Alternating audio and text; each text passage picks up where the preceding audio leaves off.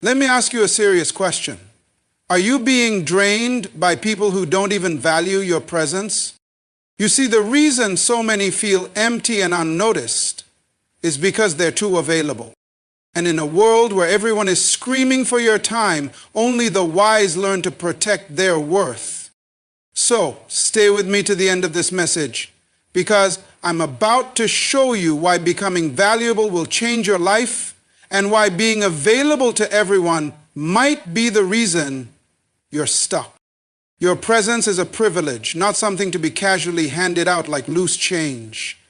One of the greatest mistakes people make is believing that their constant availability makes them more loved, more respected, or more valuable. But the truth is just the opposite. When you're always there, always reachable, always saying yes, you start to become invisible. You become part of the background noise, not the music that moves people.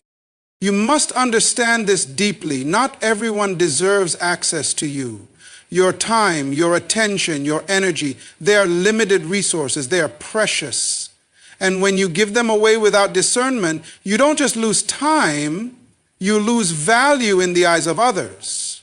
Because value is always tied to scarcity. Think about the rarest jewels, the most exclusive art, the most exclusive experiences. What makes them so valuable isn't just their beauty, it's their limited access. Now ask yourself, how easy is it to access you? Are you responding to every call, every message, every request, even when it costs you your peace?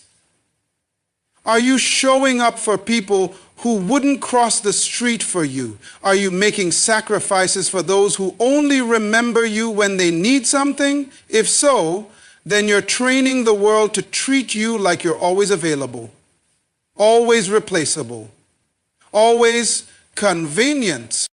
And let's be honest, convenience never equals value. No one treasures what's always around. We don't cherish air the way we do gold, even though we need both. Why? Because air is everywhere. It's expected. It's taken for granted. The same happens to your presence when you don't manage it wisely. You become expected. You become normal. And the more normal you become to people who don't appreciate you, the more they begin to undervalue who you are. People must earn your presence. They must value your essence. Not because you're arrogant, but because you recognize your worth. When you respect yourself enough to protect your energy, you silently teach others to do the same. You stop showing up just to be liked and start showing up where your presence can make a real difference. You stop seeking to please everyone and start choosing who is worthy of your time. There is a powerful shift that happens when you stop trying to be everywhere for everyone. You begin to reclaim your focus. You begin to grow. You begin to align with people and environments that feed your purpose, not drain your spirit. You become intentional with your time and your value increases. People start noticing that you're not always around anymore, and that absence builds mystery, curiosity, and yes, respect. If your phone is always ringing and you're always answering, you are not in control, someone else is. If your calendar is always full, but your soul is always empty, you are not being productive, you are being used. Let that sink in. Because your life is too important, your mission too critical, your gifts too powerful to be wasted on every request, every drama, every distraction that knocks on your door. So remind yourself every day, your presence is a privilege. It's not a favor to be tossed around. It's a gift. A gift that should be cherished, honored, and protected. Give it to those who see it. Share it with those who grow with you. But never again hand it out to those who only take and never pour back in. You are not a public service. You are not a utility. You are a vessel of greatness. And from this day forward, your presence must reflect that. People don't chase what's always there. They chase what feels rare, what feels exclusive, what feels like a challenge to reach. It's human nature. When something is difficult to access, we naturally assign more value to it. That's why diamonds are more prized than rocks, why VIP sections exist, and why we hold onto limited opportunities more tightly than the ones that come around every day. The harder it is to get something, the more we respect it once we do. And the same applies to people. When you make yourself too available, always reachable, always responding, always saying yes, you begin to lose the very magnetism that draws people in. People stop seeing you as a valuable presence and start seeing you as a guaranteed one. You become background noise, not a powerful voice. You become an option, not a priority. Because if you're always there, what's the urgency to appreciate you? If they know they can get your time and energy whenever they want, why would they treat it with honor? But the moment you step back, the moment you become less accessible, something shifts. People start to notice your absence. They begin to realize what they took for granted. They start wondering why you're not always around, and that curiosity builds value in their eyes. They begin to recognize the weight of your presence because it's no longer on demand. And that recognition is where respect begins. This isn't about playing games or manipulating people. It's about understanding your worth. When you limit your accessibility, you create room for people to meet you at your level. You give them the space to reflect on whether they truly appreciate you or if they were just taking advantage of your constant availability. And those who genuinely value you will rise to meet the new standard you've set. The truth is, no one chases what they know they already have. They chase what they're afraid to lose. They chase what they can't control. They chase what makes them better by being around it.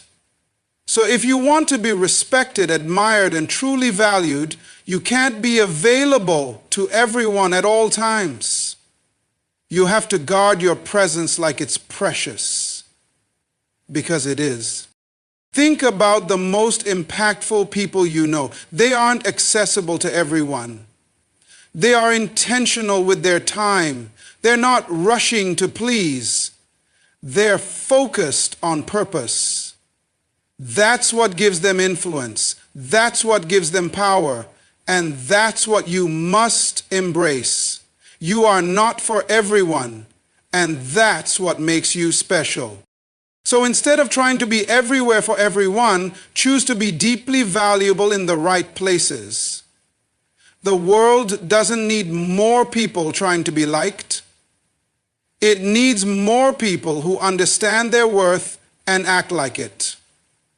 Because when you become less available, you become more pursued. And when you're pursued, you're respected. Your energy is one of your most valuable assets. It fuels your dreams, your creativity, your decisions, your relationships, and your purpose. But what most people don't realize is that energy is limited. You only have so much to give in a day. And if you don't set boundaries, others will take from you without limits, leaving you depleted, frustrated, and eventually disconnected from your true self. Every time you say yes to something you don't believe in, you're saying no to something that could move your life forward. Every time you make yourself available to someone who drains you, you take energy away from what could be growing you. Without boundaries, you become scattered, overextended, and emotionally exhausted. And the worst part is, you start to think that exhaustion is normal, but it's not. It's just unmanaged energy. The people who protect their energy are not selfish, they are wise. They understand that if they're not full, they have nothing real to give. They don't run from people, but they don't tolerate being used either. They know when to help and when to walk away. They know when a conversation is adding value and when it's just noise. And they've mastered the ability to say no without guilt. You can't be everything to everyone and still be something to yourself. That's why boundaries matter. You have to draw lines, not to keep people out, but to keep your peace in. Your peace is sacred. Your mental clarity is sacred. Your spiritual well-being is sacred. And if you don't build a wall around those things, people will trample them with their chaos, their demands, their problems, and their expectations. It's not your job to carry the weight of everyone's issues. You can care, you can support, but you are not a dumping ground for negativity. You are not available 24/7 for drama. You are not a sponge for other people's emotional mess. You have a calling, a purpose, and a vision for your life, and you need space, stillness, and strength to pursue it. Boundaries are the gates that protect your garden. If you leave the gate open, weeds grow, animals come in, and eventually the garden dies. But when you set clear boundaries on your time, your energy, your space, your life begins to flourish. You become more focused. You become more powerful. You attract people who respect your limits because they can see that you respect yourself. So take a moment to ask yourself, where am I leaking energy? Who or what am I allowing into my space that doesn't belong? And most importantly, what will I do about it? Because the moment you take control of your energy is the moment your life starts moving in the direction of growth, clarity, and purpose. Protect your energy like your life depends on it, because it does. One of the most freeing truths you'll ever learn in life is this: not everyone deserves access to you. Just because someone wants your time doesn't mean they're entitled to it. Just because someone reaches out doesn't mean you're obligated to respond. Your presence is not a public service. It's a privilege. And you must stop giving it to people who haven't earned the right to be in your space. Too many people drain their lives trying to keep doors open that should have been closed long ago. They hold on to friendships that have turned toxic, entertain conversations that lead nowhere, and make room for people who bring nothing but confusion, competition, or chaos. And then they wonder why they feel stuck, overwhelmed, or off balance. The truth is, your environment shapes your energy. Who you allow in your life will either build you or break you. And sometimes the greatest act of self-respect is choosing who not to allow in. It's not about being cold or arrogant, it's about being wise. You cannot elevate your life while remaining connected to people who are comfortable living beneath the level you're aiming for. Some people are distractions dressed as friends. Some are lessons, not lifelong companions. And if you're always accessible to everyone, especially those who don't honor your value, you're quietly telling yourself that you don't believe you're worth more. You teach people how to treat you by what you tolerate. If you keep showing up for people who constantly let you down, they will assume you'll never leave. If you keep answering calls from people who only call when they need something, they will never see a reason to respect your time. If you keep giving energy to those who never refill you, you will eventually run on empty, and they won't even notice you're running dry. You are not here to be everything for everyone. You are here to become everything you were created to be. That requires focus, that requires peace, that requires surrounding yourself with people who nourish your soul, not drain it. People who challenge you to grow, not pressure you to shrink. People who clap for you in public and correct you in private. That's real access. That's real alignment. And those people are rare. So be selective, be intentional. Pay attention to how you feel around certain individuals. Your energy doesn't lie. If someone's presence brings tension instead of peace, confusion instead of clarity, heaviness instead of joy, that's your sign. It's okay to outgrow connections. It's okay to love people from a distance. You don't owe anyone a permanent place in your life simply because they had access to you in the past. The people who truly value you will never question your boundaries. They will respect them. And the ones who don't, they were never for you to begin with. When you're constantly available without direction, without purpose, without clear intention, people will begin to see you not as someone valuable, but as someone useful. And the difference between being valued and being used is massive. Being valued means your presence matters, your time is appreciated, and your input is respected. Being used means your availability is convenient, your silence is expected, and your energy is consumed without care for your well-being. The sad reality is that the more you allow yourself to be available to everyone all the time, the less people take the time to understand who you really are or what you truly need. You weren't designed to be on call for everyone's crisis. You weren't built to be the emotional, mental, or physical dumping ground for people who only think of you when they need something. Yet without purpose, you become a magnet for these kinds of relationships. Because you haven't defined your limits, others assume you don't have any. Because you haven't stated your priorities, others make you theirs. And slowly you lose sight of your own goals, your own peace, and your own path. All in the name of being available. Purpose gives your presence meaning. It shapes how you spend your time, who you connect with, and what you say yes or no to. When you live with purpose, you filter requests through vision, not guilt. You choose your engagements based on alignment, not obligation, and because of that, your time begins to carry weight. You stop being seen as someone who can be pulled in every direction, and instead, you are seen as someone moving in a very specific one. And that shift demands respect. People can feel the difference when you show up with purpose. Your energy changes. Your posture changes. Your standards change. You begin to attract those who are walking in purpose too, not those who are wandering and hoping to borrow your energy to survive. You no longer need to prove your worth by always being present. Instead, your absence becomes just as powerful as your presence, because people recognize that when you do show up, it means something. Availability without boundaries leads to burnout. Availability without intention leads to disappointment. And availability without purpose leads to being used, not valued.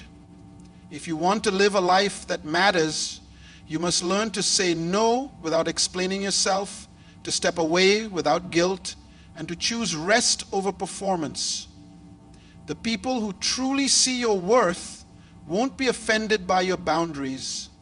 They'll honor them. They'll meet you where you are, not drain you, trying to get you where they want. You don't need to prove you're valuable by being everywhere. You prove it by being where you're meant to be, doing what you're called to do, with purpose in your heart and peace in your mind. Your time is not just ticking seconds on a clock, it's your life in motion. Your presence is not just physical, it's your energy, your wisdom, your spirit, your essence showing up in a moment. And together, your time and presence are not casual offerings, they are investments. Every minute you give to someone, every conversation you engage in, every space you enter, you are making a deposit. The question is, are you depositing into a place that brings return, or are you constantly giving to things and people that only withdraw from you? You weren't created to give yourself away to anyone who simply demands your attention. There's a difference between generosity and self-neglect. It's good to give, but it's destructive to give without wisdom. Because when you treat your time like a donation, something you just give freely without thought, you'll find yourself running on empty, resentful, and often overlooked. But when you treat your time and presence as an investment, you move with intention. You become selective, strategic, and powerful in where and how you show up. Think about it. You don't walk into a bank and drop your money into an account that's known for losing everything. You don't invest in something that has no growth, no promise, no value. So why do we do that with our time? Why do we keep giving hours to people who don't grow with us, conversations that go nowhere, or environments that drain our light? Because deep down, we confuse being kind with being available. But kindness does not mean surrendering your energy to everyone. Kindness begins with honoring yourself first. When you start seeing yourself as an investment, when you realize that every part of you has value, you start moving differently. You stop entertaining the unnecessary. You stop apologizing for guarding your peace. You stop stretching yourself thin just to keep others comfortable. And instead, you start giving where it makes sense. You show up where your presence is respected. You speak where your voice is heard. You spend time where your soul is fed. An investor doesn't just throw money blindly. They study, they evaluate, they decide. And you must do the same with your life. Your presence in a room can shift the atmosphere. Your insight can change someone's direction. Your energy can uplift or restore. But only if you're giving it from a place of strength, not survival. So don't let anyone guilt you into being endlessly accessible. You're not a donation center. You're not meant to be drained just so others can feel filled. You are meant to thrive, to grow, and to shine. And the people who truly value you will treat your time and presence like the treasures they are, not with entitlement, but with gratitude. Remember, the way you treat your time teaches others how to treat it too. Make sure every moment you give away is going somewhere meaningful, because you are not just passing time, you are planting purpose. If you want to live a life of impact, stop giving away your power for free. Your future depends on who gets your time. So guard it, grow it, and give it only where it matters. Be valuable, not available.